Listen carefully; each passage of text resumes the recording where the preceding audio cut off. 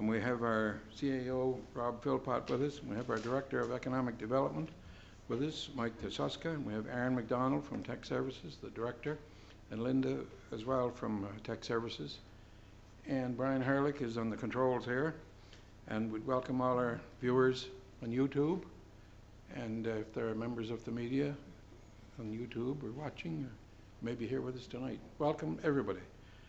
So at this point, I'll turn it over to the chair. No, before I do that, I guess, or do you want to get the agenda approved? Will you approve the motion to approve the agenda, or is that so moved? Moved by Councillor McFeely and seconded by Councillor McDougall. All in favour, say aye. Aye. Contrary, nay. Carried. At this point, I'll turn it over to the chair, Councillor Brian McFeely. The floor is yours, sir. Thank you, Your Worship, and we'll get right at it. Just maybe a little preface here before we kind of get into the amendment. Just certainly welcome members of the public, and just want to reinforce that this is the opportunity for the public to speak and let their views be known, and we certainly encourage you to do that. If you have questions, may not be able to get all those answers tonight, but certainly staff will report back with the answers when they give their report to Planning Board later on. So with that, Your Worship, we'll move right into the zoning bylaw amendment for 565 Water Street. The background: the City of Summerside has initiated an application for portion of PID number 68742 to amend the city zoning bylaw from medium density residential R3 zoning to high density residential R4 zoning. The purpose of the zoning amendment is to allow an apartment building development. And the map is included there, Your Worship, showing the subject property.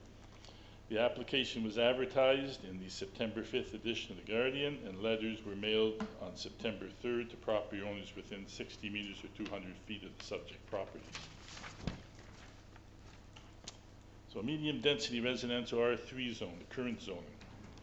17.1, the purpose of this zone is to provide for medium density housing in the form of single family, semi-detached, duplex dwellings, townhouses, or row housing, and other compatible uses. Permitted uses, 17.2, subject to bylaw requirement, R3 zone permitted uses: single family dwelling, semi-detached dwelling, duplex dwelling, accessory building, assisted living, manufactured home, mobile home lawfully existing prior to 1999. Discretionary uses subject to council approval, 17.3, R3 zone discretionary uses: a child care facility, medium, group home, townhouse, 8 unit per building maximum, rooming house, a boarding house, nursing care facility, community care and nursing home, row housing, 8 units per building maximum, social service agency, a tourism establishment, tourism home and inn, and apartment 4 unit maximum. And the tourism establishment would also require conditional use approval. Conditional uses: the R3 zone conditional uses: a home-based business, secondary suite, tourism establishment, B&B, and vacation rental property. 17.4, subject to the development officer approval. So the high density residential R4 zone, the proposed zoning, 19.1, the purpose of this zone is to provide for high density housing in the form of apartments, as well as housing in the form of single family, semi-detached, duplex dwellings, row house, townhouse, and other compatible uses. Permitted uses subject to bylaw requirements: the R4 zone permitted uses include single family dwelling, semi-detached dwelling, apartment building, boarding house, accessory building, assisted living, duplex dwelling, group home, child care facility medium, rooming house, row house, townhouse, nursing care facility, community care and nursing home, and a social service agency. Discretionary uses subject to council approval: the R4 zone discretionary uses: tourism establishment, tourist home and inn, and the tourist establishment would also require conditional use approval. Conditional uses, 19.4, subject to development officer approval: home-based business, tourism establishment, B&B, and vacation rental property, and the secondary suite. So now is the time, Your Worship, that we would turn it over to the applicant for comments, and representing the city tonight will be the Director of Economic Development, Mike Tatuska. Mr. Tatuska.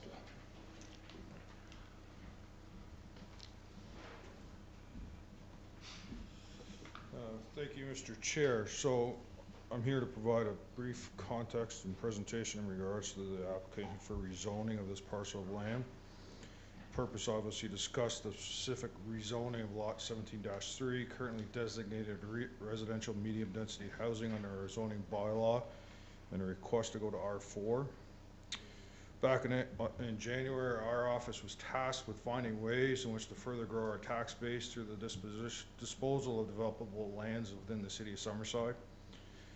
This property was identified as one of them, already being designated for housing opportunities, and we sought solicited proposals on the development for those purposes. Through the course of January to March, we developed a process to address these lands through the initiation of an RFQ for the redevelopment of this property. The RFQ was designed to shortlist qualified proponents to move to the next phase of a formal RFP. Specifically, the goal of the RFQ was to seek proposals for the acquisition and redevelopment of this vacant tract of residential land. The city does not sell properties for speculative purposes, therefore any proponents having the capacity and commitment to move forward immediately would have been considered. Conveyance of this property would only occur when the successful proponent had secured all the necessary council approvals, project financing, and land use approvals as part of the final stages. We had one respondent from this process.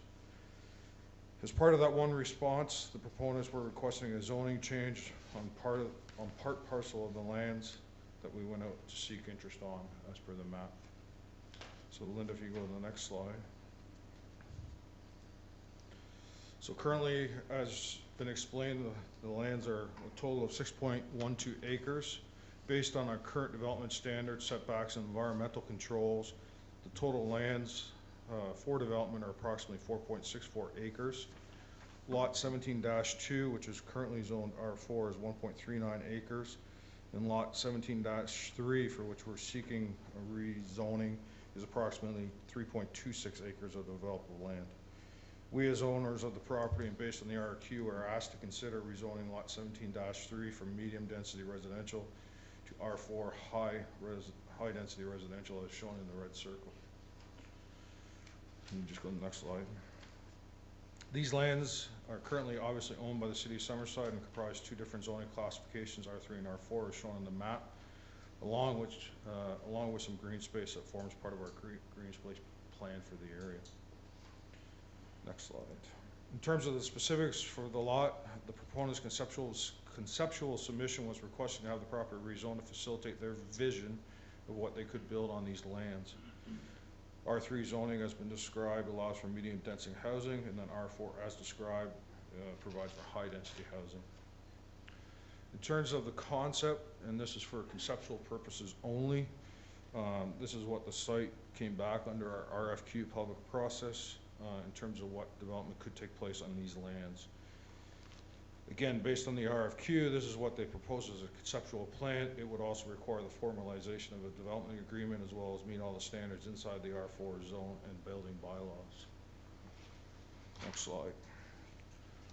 For illustrative purposes and conceptualized purposes, this is the concept that the proponent submitted as part of their development concept. Again, this is a concept they have suggested and would require a change from R3 to R4. If the rezoning did occur, the development would still be subject to any development agreements and zoning bylaw review. Next slide. Again, another rendering of the concept, and again, it's for conceptualized purposes only. This is what their potential vision is as part of the first phase of their process. And then the last slide is a final rendering, the concept proposed for the site, again, subject to any development agreement. So that's the context of why we're seeking the rezoning this evening. Thank you. Thank you, Mr. Tatuska. So the next part in our process here is to invite the public to make contact. And I guess I just want to emphasize again that this is the opportunity for the public to speak and have input, and we really encourage folks to do so. As well, as I said earlier, if you raise questions, we may not have the answers to those questions tonight, but the process is that staff would do the research on those questions and then bring back the information to the planning board meeting where this will go afterwards. So we'll open the floor for comment, and if you come to the mic, we would ask you to please state your name and civic address for the record. As well, we want to respect our social distance protocols and so forth, and there is some wipes there if people want to wipe the mic before they get too close to it. You're certainly welcome to do that and encouraged to do that. So with that, we would open the floor to the public for comment. Yeah, I did. Yeah. Good evening, City Councilors, Your Worship. My name is Kim Sheeha. I live at 23 Greenwood Drive, across from this parcel of land, 68742, also known as Hippenstall Corner, for the last 32 years. I'm against the rezoning of this piece of land as it is the last piece of green space on our waterfront. It is across from Green Shore, which is where events have been held over the last few years, like Canada Day activities, Rib Fest, and if I'm under the right assumption that Atlanticade was supposed to have its main office on that shore. That piece of property has been used for overflow parking. So I have a few questions. I'd like to know, I didn't think I'd be back here so soon, but it was probably about 3 years ago, I guess, this come up. And I wondered what had changed from then till now on this same piece of land that was turned down for rezoning, as some of the same councillors, I do believe, were here and voted against that. So my thought was, what has changed? There was someone back then, there's somebody now, but it was turned down back then. What exactly did the ground test come back as? I said it had nothing to do with the land to be built on, that it was for the builder to know what they had to do. So I wondered, what do they have to do? As that land has been marshland for as long as I can remember, and I've lived in that part of town for a total of 57 years. Always been marshland. Watched it get filled in over the years and never really took much of a concern to that, but I guess I should have back then because it was all marshland and should have been protected, but it wasn't. They say that, I wonder too with the ground testing, because they do plan on having underground parking as that diagram shows, I guess, as I read it.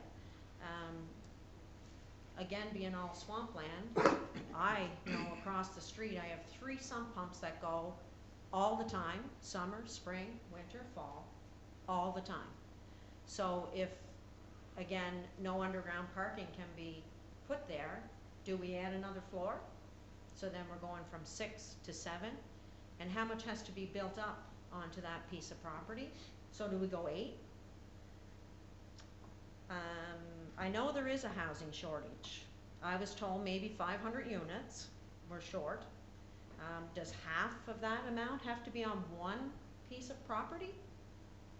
Can it not be some lower houses? I know there's still R4 down on Greenwood Drive, or up Greenwood Drive.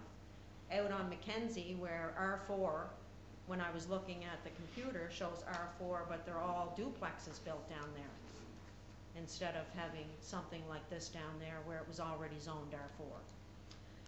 There's R4 on Pope Road, McEwen, and I'm sure there's quite a few more R4. Why does it really have to be on our last piece of green space on our waterfront? I sent each of you out copies on green space and mental health. I hope you all had a chance to read them. I do have some copies, and I do have other studies that I've been looking up. I also have a petition signed by 2,100 people all across the world, mind you, but they're still all in the same thing: save green space. Green space is important for mental health. I know we have community connections. I have a nephew that goes there. what about them? What about our, you know, our mentally challenged adults and children? Somewhere for them to go, a nice park for them to sit by a stream, to learn about the ice pond and what we grew up with in our day, when that's all we really had was an ice pond to be around. I asked you to take a look for yourselves at the traffic that is already on Greenwood Drive. That runs 7 days a week, morning, noon, and night. Very heavy industrial parks, just a block up from this piece of land.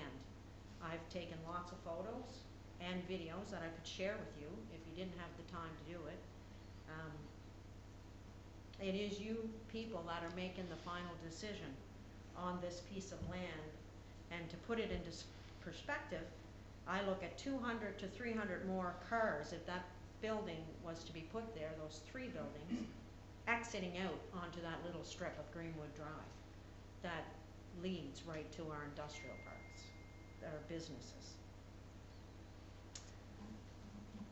I would hope that you would actually take a look at what a large shadow that that development would put over a very large part of that end of town.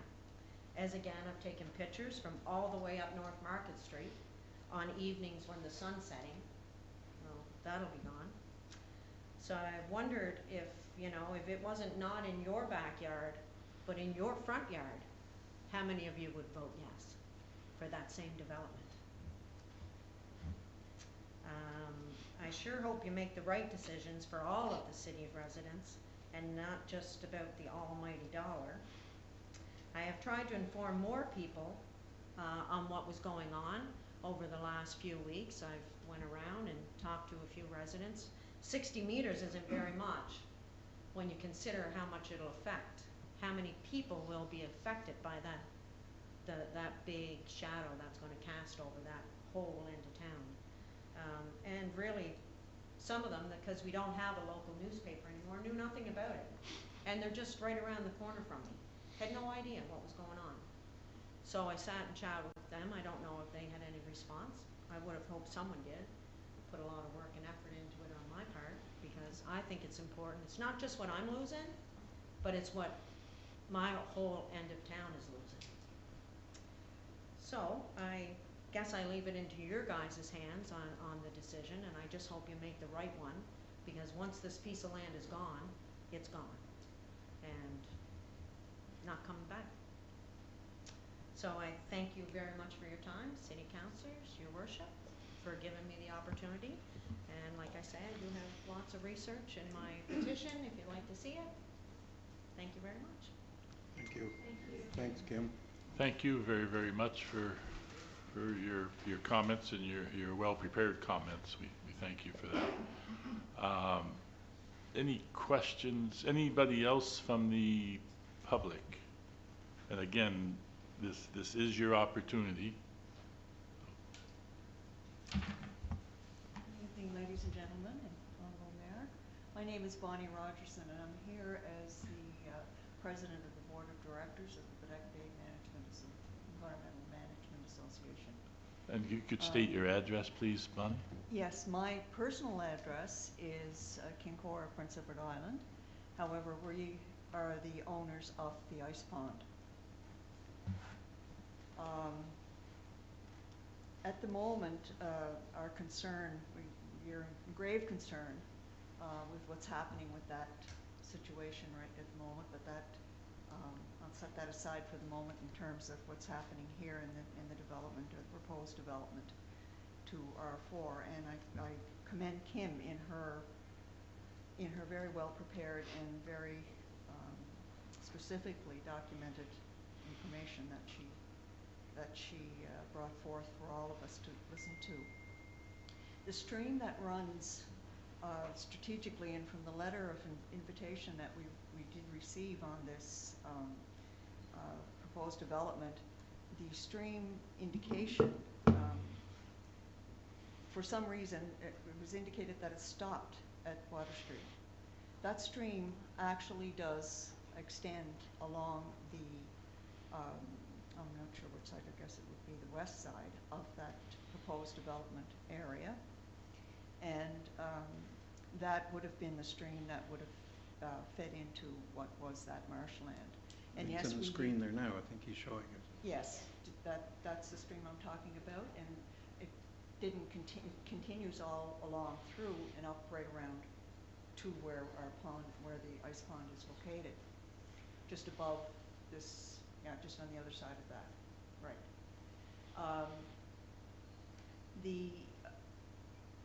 This stream has been maintained over a long period of time by our association.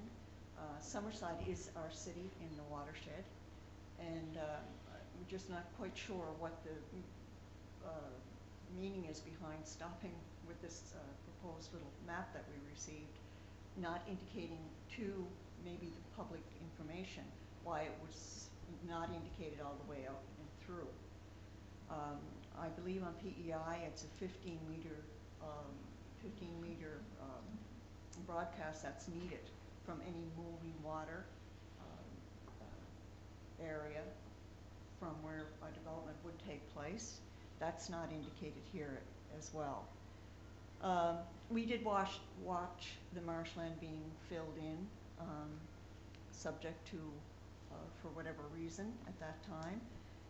We had mentioned over a period of time to several of the councillors at that time that this was something that we'd come back and pay for, and I think maybe that's where it's come back in spades to us now. This stream ultimately ends up feeding into the shore, obviously, and into the estuary. And as I said, I'm not going to get into the situation that we're dealing with right now with the ice pond, but it definitely is posing a very important and detrimental environmental problem at the moment.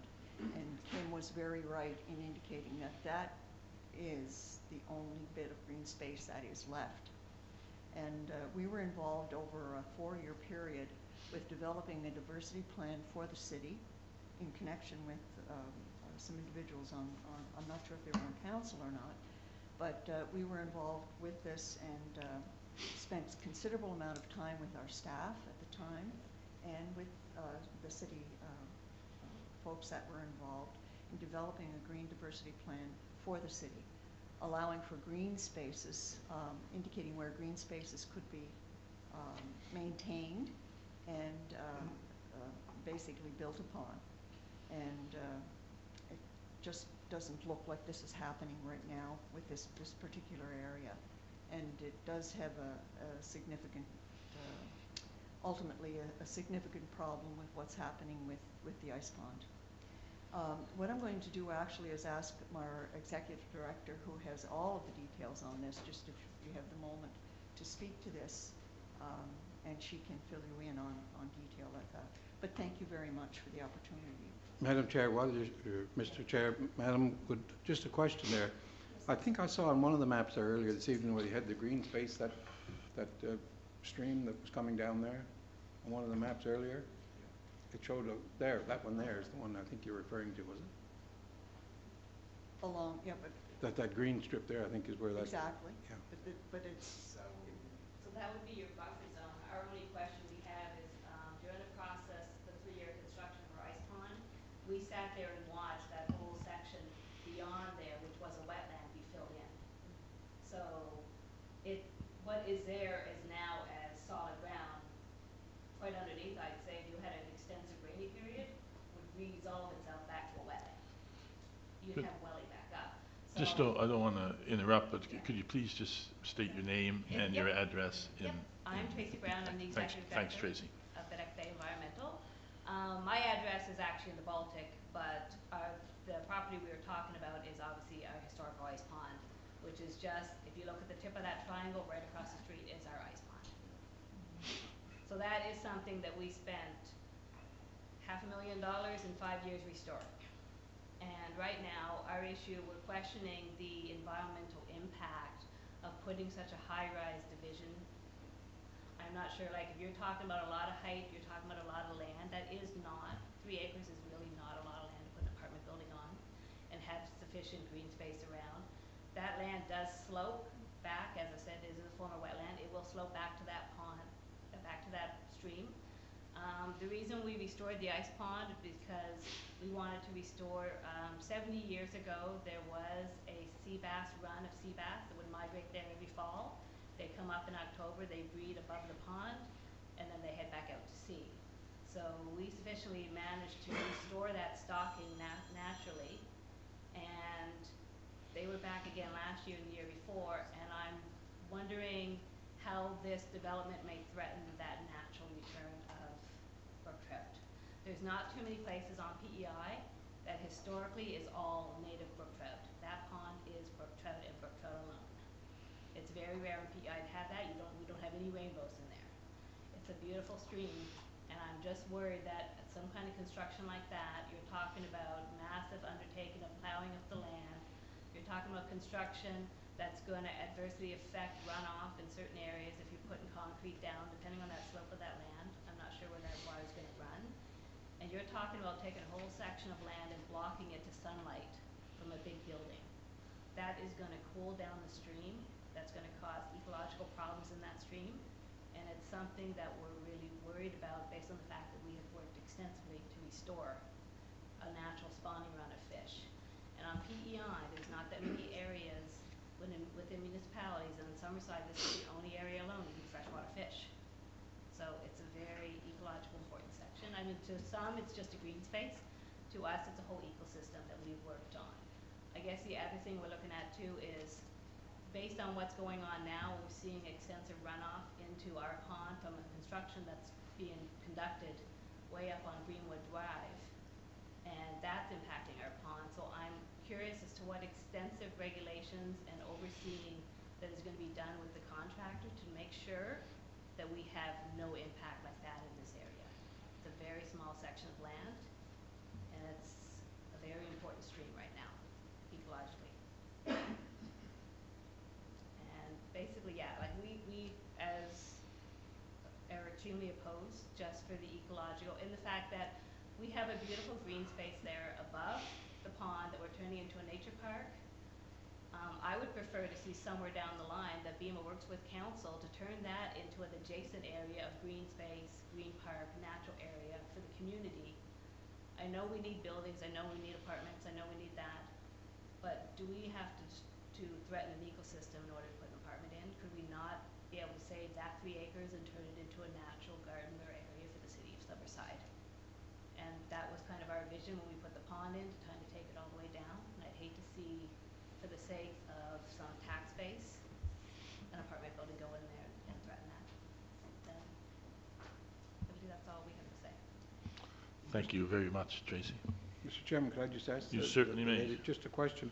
Did I see a map a little earlier, excuse me, that sort of showed where the buildings of the proposal would be and how close? Oh, that's it there, is it? You're quite close. I mean, if you're looking at the sunlight, you're going to end up with that section being quite dark. The more shade you put on a stream, the more you cool down a stream, and the more you're going to have issues with migration of spawning fish. It's going to modify the temperature of that stream in certain seasons. Does it show on there, Aaron, or our director, the footage from the building to the stream? We haven't reviewed this to scale, a scale drawing. As they mentioned, it was a concept, and they would have to, whatever development happened, would have to comply with the regulations. So they have to be 49.2 feet away from the stream. They can't put any kind of construction, any kind of interference within that 49.2 feet. That is the riparian zone legislation on PEI. Thank you. So I'd say they're pretty close. Thank you. Thank you very much, Tracy. Any other comments from the public?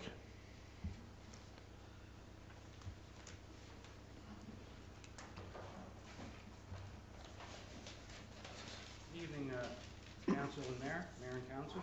My name's Barry Ford. I live at 539 Sheen Street, Summerside, with 100 meters from Hittenstalls Corner. And I have some questions and I have something to say. I'm not sure if I should do the questions first or do the saying first, or which would you prefer, I guess? Whatever, however you want to proceed. However I want to do it? Okay, I go to the questions first.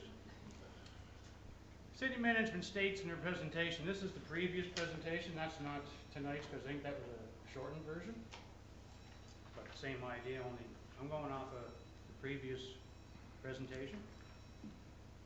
City management states to maximize development for the whole community, knowing it might have a potential impact on some, but we believe that impact could be managed. The question is, what impacts are they talking about? How will they be managed, and are these impacts any different from residents' concerns? The second question is, such a large development, any effect on the water pressure in the area, or everything remain the same, or? Third question is, has there been a traffic study done, or will there be a traffic study done? Number 4, if the rezoning is approved and the proposed development denied, will the land revert back to its former zoning as R3? And I'd like to know the name of the developer. But I'm probably not going to get the name of the developer, so. Anyways, that was my questions. I have a little. So, do you want those questions answered now? Like Mike, I think you did the presentation. How are we doing this? Or tech services, or Mike, or whoever has the information. You can get back to me, or you can Yeah. give me them now. Those- It usually comes back at the next meeting. Those would be, Questions that are asked. yeah, Okay, those will be dealt with in the staff's report Yes. perfect. next. Yeah. Okay, Thanks. just trying to help you out there. I need all the help I can get, Bert.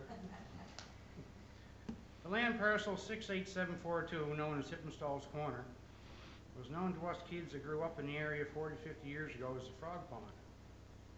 At one time, it was a vast marshland filled with tadpoles, frogs, and smelts.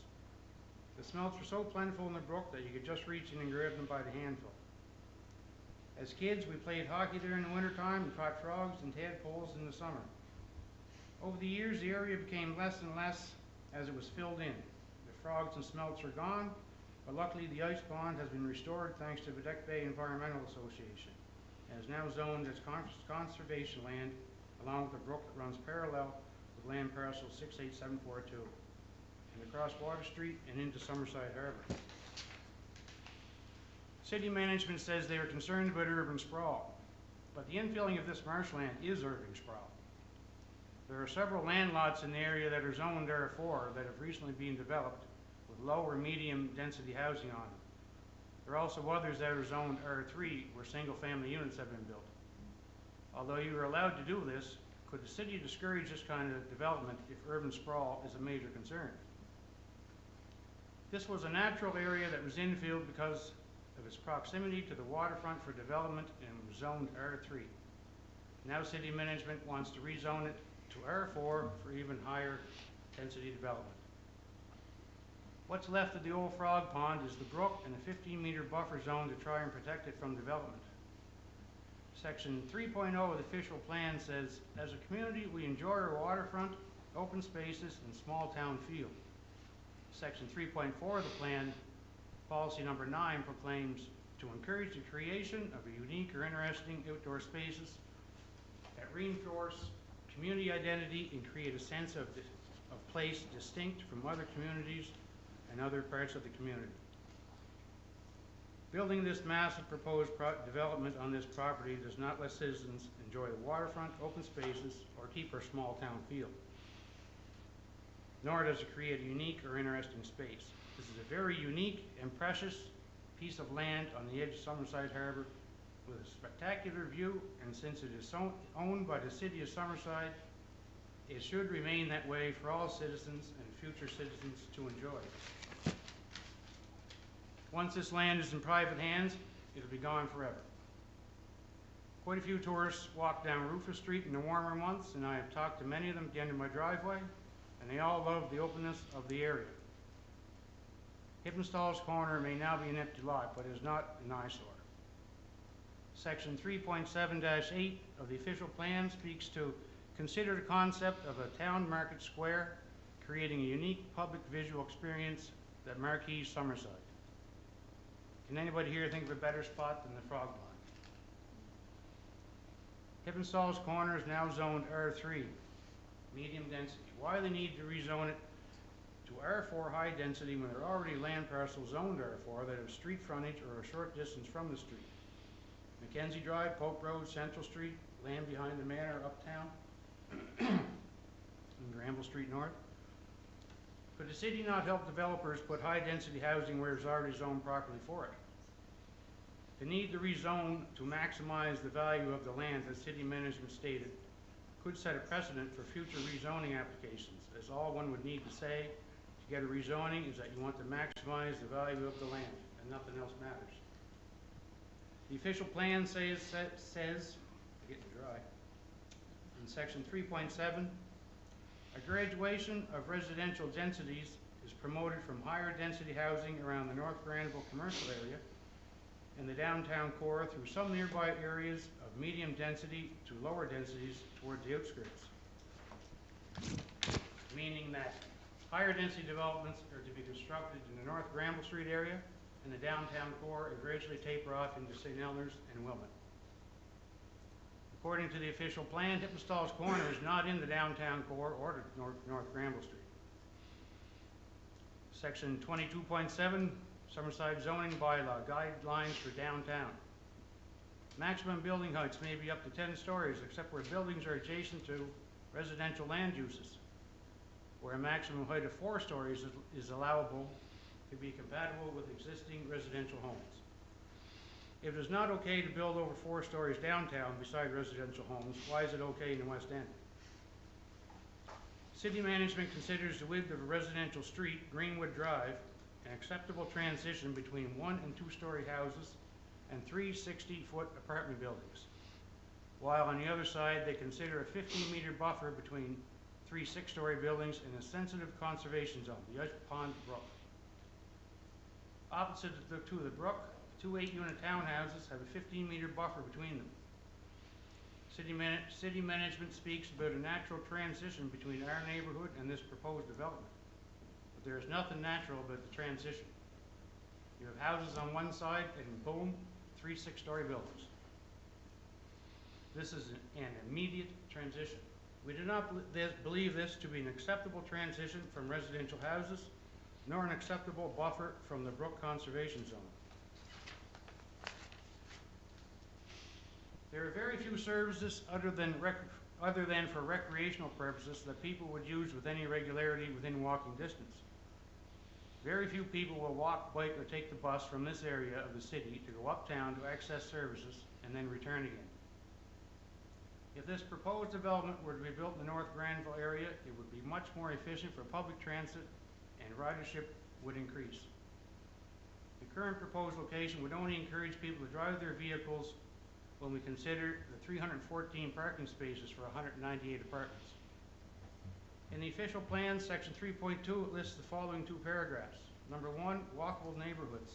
Ensure land use and community design enhance and support pedestrian-friendly design. Number 2, transportation choices. Ensure a variety of transportation alternatives are available, including walking, cycling, or transit. Reducing the number of vehicle trips. By putting this proposed development at Hippenstall's Corner does not promote any of these transportation choices, nor would it be pedestrian friendly.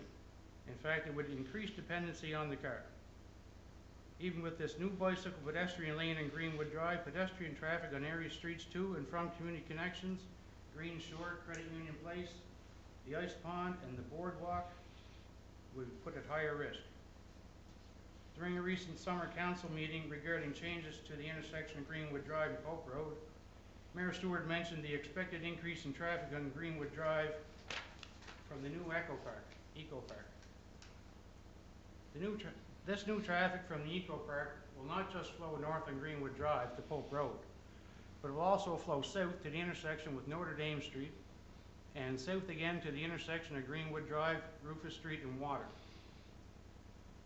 This new traffic from the Eco Park will add to the already existing commercial truck traffic on Greenwood Drive. The 3-way intersection of Greenwood Drive, Rufus, and Water Street is already a busy intersection with a successful dairy bar right in the middle of it. Truck traffic in Greenwood Drive and private commercial vehicles using Rufus to go to the Cup. According to the proposed development's diagram, 8 parking spaces empty directly onto Greenwood Drive. At a minimum of 3 meters, these spots are 24 meters in length along Greenwood Drive. Section 10.9 zoning bylaw, parking lot area layout, and construction. Subsection C1 says each parking lot area shall not be sited within 1 meter of any lot line. These parking spaces seem to violate this bylaw.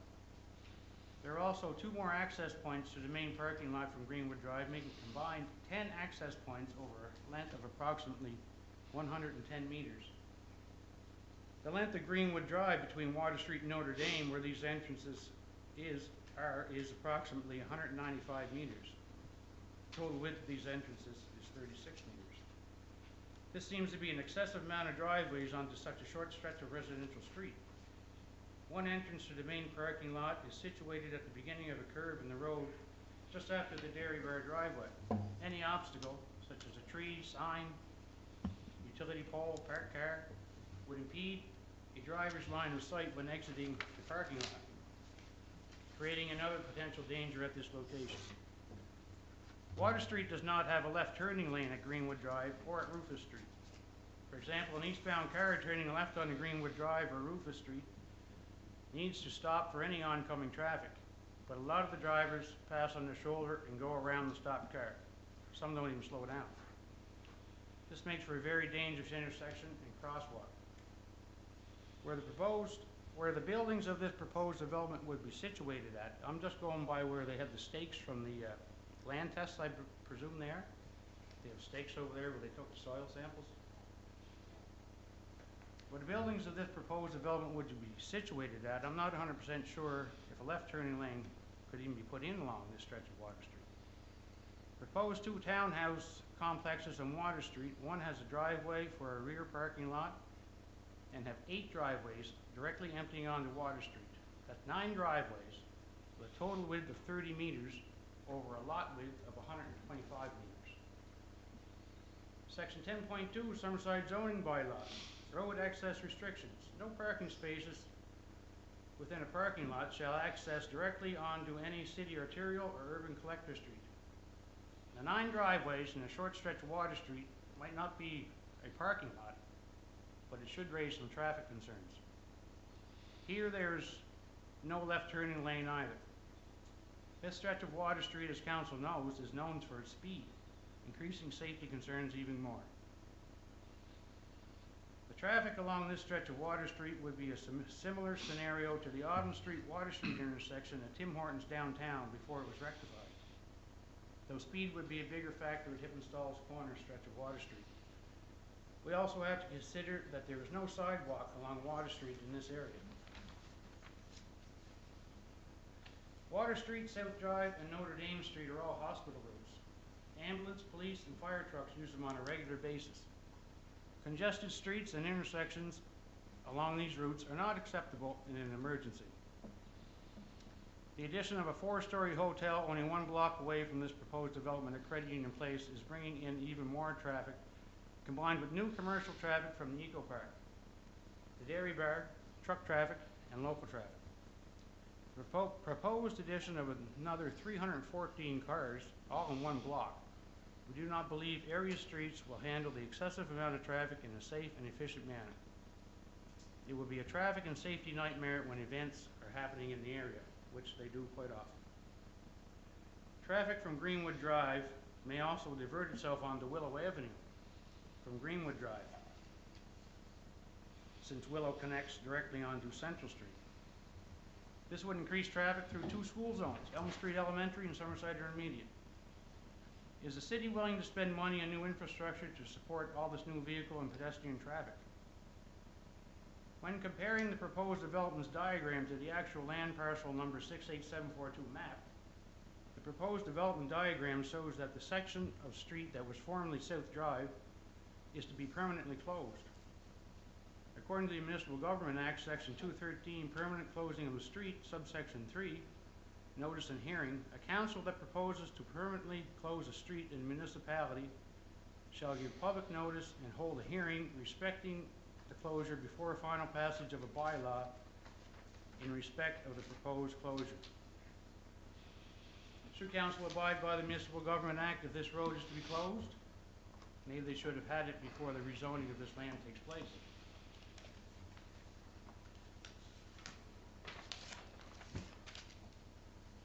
There's also an island of grass between the 3 streets of Notre Dame, Greenwood Drive, and I'm presuming it's still South Drive, that little stretch. That does not seem to belong to the land parcel either. Is it considered part of the streets, or is it its own separate land parcel?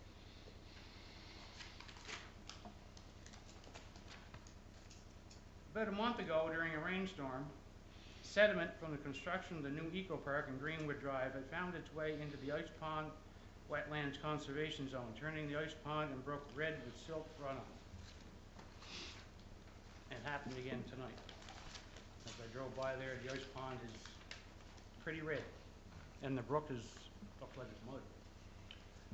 If it is not possible to keep sediment from a construction site on a property on the opposite side of the road and over half a kilometer away, how can we be assured that a small 15-meter buffer zone will protect what's left of the wetlands and the brook during over 2 years plus, if you're lucky 2 years, of massive construction?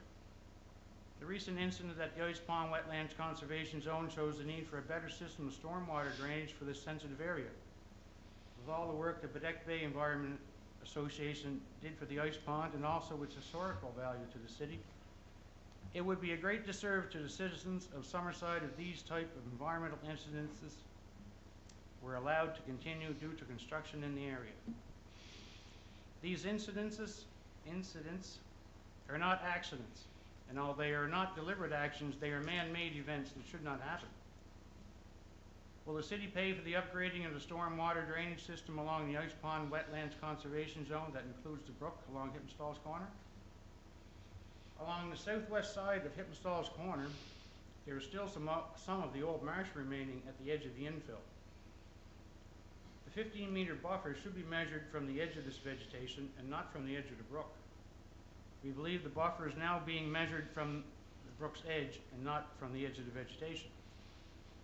If measured from the vegetation, the buffer zone would be an additional 15 meters inside the landfill. The 2+ years of construction of this proposed development, along with the construction of the hotel at Credit Union Place, brings noise, dust, debris, and construction traffic. We believe this is a little much for area residents and the Ice Pond wetlands to deal with. Why is this proposed development not even being considered for a more suitable site? When looking at the diagram, there only seems to be a couple of options for the placement of garbage dumpsters for the proposed apartment complex, either facing Greenwood Drive for everyone to look at, or along the brook side of the property. This would not be a very good place for waste containers, as garbage would inevitably end up in the brook conservation zone. The proposed townhouses would have their garbage dumpsters in the back parking lot area. Garbage from these dumpsters would inevitably end up in the brook conservation area a mere 15 meters away. Our population has increasingly become older in the last 20 years, but just as fast as the population ages, our population will get younger. And in 20 years, we will need more affordable housing for young families than we will need 1- and 2-bedroom apartments. City management uses the comparison of PEI's percentage of multi-unit housing to the Canadian percentage. The graph on page 34 of section 2.2 of the official plan shows that Summerside is a higher percentage of multi-unit housing at 37% compared to the rest of PEI at 21%, and even above the Canadian percentage at 33.5% of multi-unit housing. So in the next 20 years, will this proposed development be a desired rental property or start to become a rundown apartment complex? The latter would greatly lower property resale opportunities in the area for area residents in the long term and would be a black eye on the area as a whole. In closing, we ask Council to consider the environmental, traffic safety, and parking issues of this proposed development. Its incompatibility with the area, as this is a 1- and 2-story house neighborhood with no essential services in the area. Going back to section 3.7-8 of the official plan, which talks about a town market square, if Council was serious about this idea when the official plan was drafted, that Hippenstall's Corner would be the premier site for it. If this land is put into private hands, the city will lose it forever.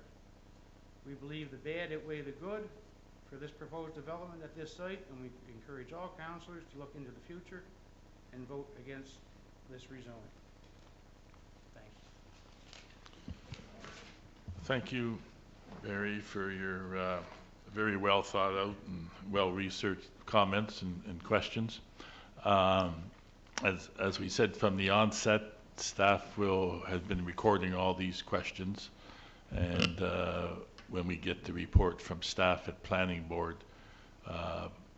hopefully they will address all the questions and comments that have been raised tonight. So, and that's the opportunity for council to have a discussion on those. So, with that, I don't know if there's anybody else or any other comments from the public.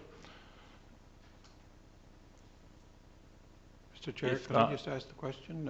Certainly. In regards to, I know that some of the answers, like the water pressure and those kinds of things, will come back, but I wasn't here 3 years ago, but I understand it was turned down, I think you had mentioned, but I was told, I think the reason at that time there was no proposal for development. I believe there was. I believe there was. I don't know. There was. If I could just add to that, I believe there was an application in, and there was a request to rezone the property, but there wasn't any identification of what they were planning to develop it for. And I believe at that time, the city was a bit concerned.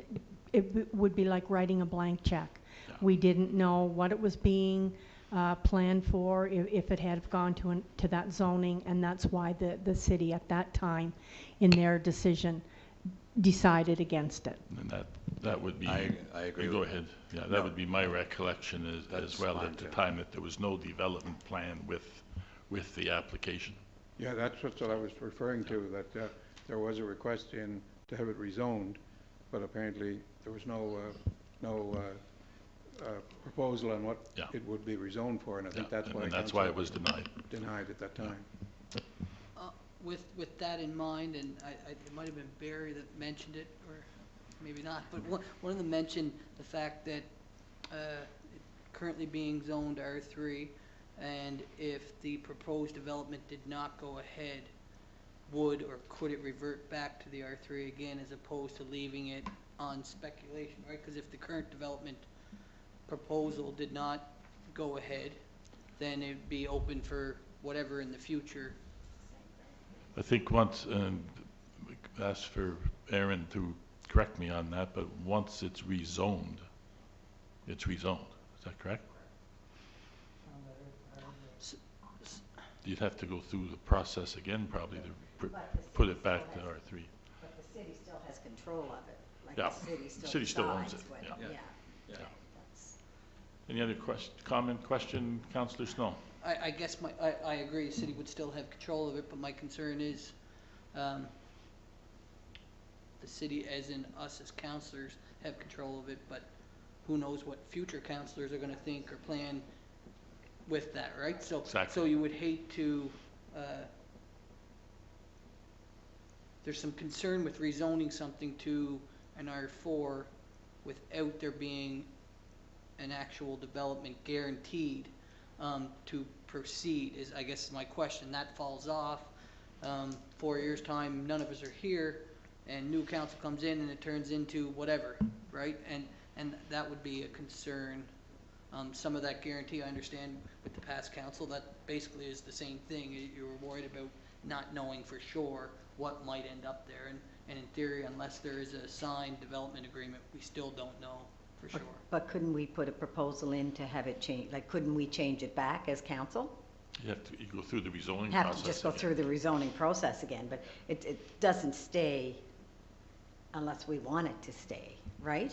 Historically, I don't think you would see very often rezoning go from, say, R3 to R2 or R4 to R3. I know. Usually zoning increases what you can put on that. Yes, but what I'm saying is if there was a concern around that, and that sounds like you're concerned, right? What if we went ahead with this and Yeah, the that- contractor pulled out, then there you'd be. Somebody else could just go in and do what they want, but we still have control of pulling that back.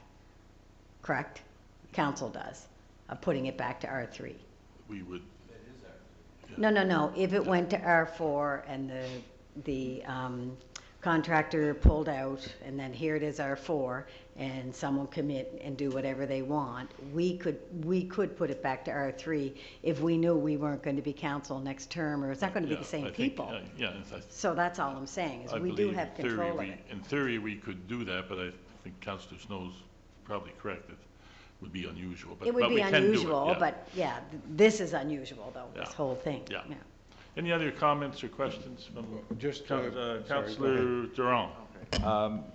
I have 3 questions just that I've been taking notes during the evening, and I think now is a good time as any to put them forward. One was just actually a question that somebody asked me, and I wasn't sure the answer, and I would like to put it by either Director Mike or possibly even CAO Rob, and that is just wondering how the city proceeds in a manner that is free from a conflict of interest when it's both the applicant and the decision maker. Do you know what I mean? Just somebody was curious as to, since we own the land, how do we go through this in a way that's, like I said, appears to be free from a conflict of interest, since we're both the applicant and the people that will ultimately make the decision. It's more of just a general curiosity type question, but it certainly... Legal question. I think it's a very good question and a legal question that we would need to get an opinion on. Yeah. Okay. Maybe, can we? Just to, it was, yeah. Second question was, I guess to Director Mike, are there any plans to address, should we proceed after our next meeting, are there any plans with the developer to address the issues concerning like the ecological implications of developing, like Kim I think referred to the tests and that sort of thing. Is there a plan to do that between, I guess now and our next meeting? You need a microphone there, Mike, just have it recorded, sorry. Either that one or the one over here. Because there are valid concerns ecologically. I'm just wondering if there's... Yeah, I think, Councillor, we would have to go back to the developer and ask, but the developer followed an RFQ process, understanding all the rules and regulations in regards to that site, in terms of all the environmental, the setbacks, the zoning, and everything else. And certainly, I would think that we would go back and have that discussion with the developer. Okay. But prior to proceeding, regardless, there would be a development agreement put in place. Okay. And I guess my final comment was just more of a clarification on the state of the property as it is now, which is currently R3. I guess just to clarify for anybody that might be watching or listening, keeping it R3 doesn't necessarily mean that the current state of the land would be preserved, correct? Like at any time, if a developer wants to develop it as R3, as it is currently, it's you can put 4-unit townhouses or apartments, or I think it was like a tourist, like an inn, like that. There are, as it's zoned now, it's not guaranteed that that's going to be an empty lot forever, because... Okay. That's correct.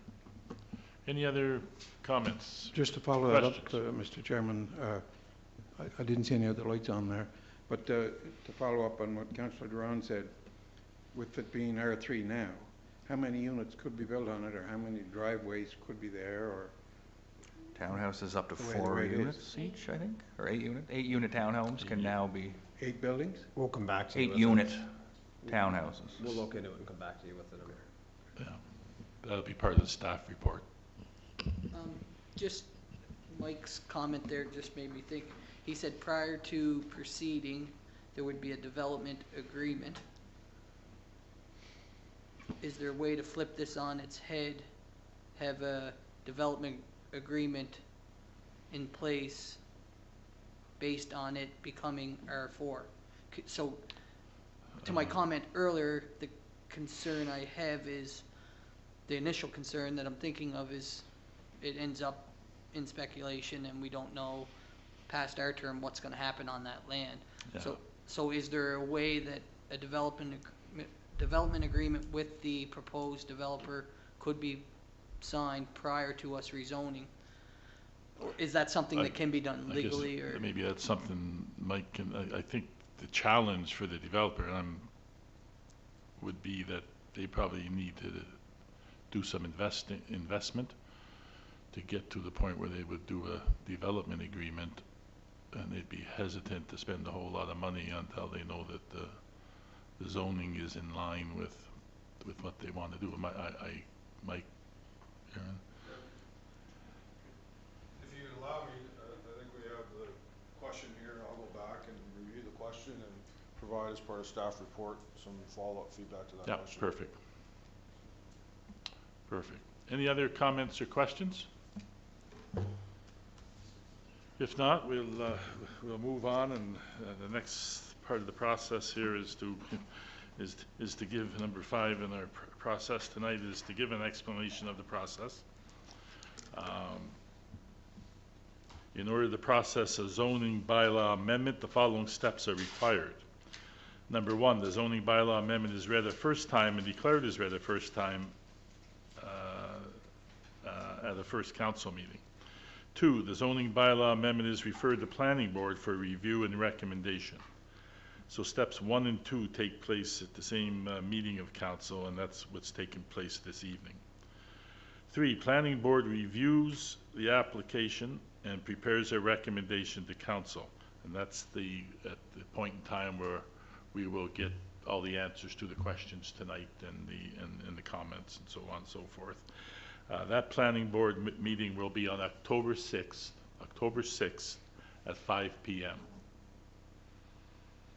Number 4, the zoning bylaw amendment is read a second time and declared as read a second time at a second council meeting. That one would be October 6th. Number 5, the zoning bylaw amendment is read to be adopted by council. The resolution will be either carried or defeated by vote of council. If the zoning bylaw amendment is adopted by council, it is sent to the Minister of Agriculture and Land for signature, and the amendment becomes official. Steps 3 and 5 take place at council's second meeting, which is scheduled at the regular monthly meeting on October 19th at 6:30 p.m. So it goes to the planning board on the 6th, then goes back to full council for consideration on the 19th. Please note that in accordance with section 5.20 of the city zoning bylaw, any person who is dissatisfied by a decision of council in respect to the administration of this bylaw may appeal council's decision within 21 days to the Island Regulatory and Appeals Commission, IRAC. So with that, Your Worship, I have a couple of resolutions in reference to tonight's business. The first resolution, it's moved by Councillor Kerry Adams and seconded by Councillor Brian McFeely. It's a resolution COS 20-090. Whereas the City of Summerside has initiated an application for a zoning amendment for a portion of PID number 68742 from medium-density residential R3 zone to high-density residential R4 zone under the City of Summerside zoning bylaw. Be it resolved that the zoning amendment 319 be hereby declared as read a first time. And I'll read into the record, Your Worship, the amendment, zoning bylaw amendment 319, bylaw to amend the City of Summerside zoning bylaw. The Council of the City of Summerside, under authority vested in it by Section 18 and Section 19 of the Planning Act of RSPEI 1988 Cap P-8, hereby enacts as follows. The zoning for portion of PID number 68742, shown on Schedule B of the City of Summerside zoning bylaw, is designated as high-density residential R4 zone, hereby excluding it from its former designation of medium-density R3 zone, and the map showing the subject property is attached, Your Worship. So it's been moved by Councillor Adams and seconded by Councillor McFeely. Any further questions on this? Just so they're clear, it's just to take it to the next meeting. It's not voting on it for a yes or no. You ready for the vote? All in favor say aye. Aye. Contrary nay? Carried. And resolution COS 20-091, moved by myself, Councillor Brian McFeely, seconded by Councillor Kerry Adams.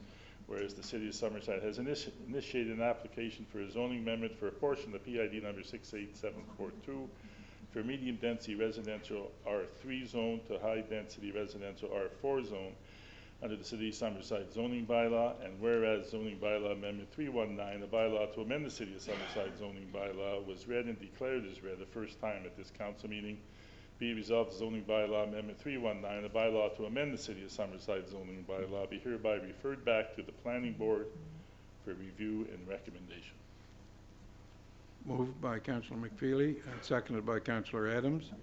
Any questions on the resolution? All in favor say aye. Contrary, nay. Carried. Thank you, Your Worship, and I'll turn it over to the Chair of Finance for a final resolution, I believe. And again, I just want to acknowledge the participation of the folks from the public and the quality of their presentation and the research that you've done around this. I think it was very well done. So They have the dates for the next thank you. meeting. And you have the so- dates for the follow-up meetings, so thank you. Okay, Councillor or Deputy Mayor McColman, you have the Yes. resolution? Just for members of council, just as a follow-up at our monthly council meeting, there was a project that we wanted to apply for 50/50 coverage of the funding. So that's what the resolution is for tonight. Resolution COS 20-092. It was moved by myself, Norma McColman, Councillor McColman, seconded by Councillor Brian McFeely. Whereas the province of Prince Edward Island, through the PEI Infrastructure Secretariat, has advised that the gas tax municipal strategic component program is open for applications until September 25th, 2020. Be it resolved that Council endorses the City's applications for funding under the Gas Tax Municipal Strategic Component Program be submitted as follows. Number 1, McEwen Road, Water Street, and Glover Shore Road Storm System. And number 2, the Boardwalk Revitalization. Moved by Councillor or Deputy Mayor McColman and seconded by Councillor McFeely. Any questions on the resolution? I do have one. Councillor Is- Snow. Is this one of the ones where, after the fact, we can apply to have the funds diverted to a different project if it, does this hamstring us into it? It doesn't, right? It's just we have to tell them where it's going or an idea. Okay. The gas tax program where we can change the allocation at a later date if council so desires is the direct allocation program. Right. Yeah. And as I had mentioned earlier, this is an opportunity for it to be cost shared 50/50 if the City of Summerside is successful in the application. Okay, you all ready for the vote? All in favor say aye. Contrary, nay. Carried. Okay, I believe we've gotten to the end of the agenda. Is there a motion to adjourn? Moved by Councillor Snow and seconded by Councillor Drawn. All in favor?